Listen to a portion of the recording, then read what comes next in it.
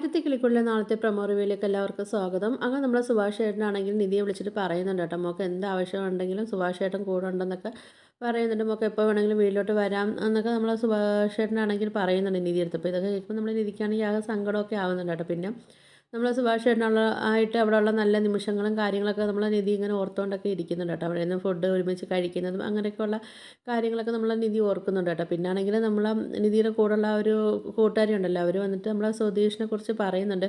എനിക്ക് സുധീഷിനെ കണ്ടിട്ട് അങ്ങനെ തെറ്റായിട്ടൊന്നും എനിക്ക് തോന്നുന്നില്ല, അങ്ങനെ ഒരാൾ തെറ്റ് ചെയ്തിട്ട് ഇങ്ങനെ പിറകെ നടന്ന് ഇങ്ങനെ സോറിയൊക്കെ ഇങ്ങനെ പറയുന്നുണ്ടല്ലോ എന്നൊക്കെ പറയുന്നുണ്ട്.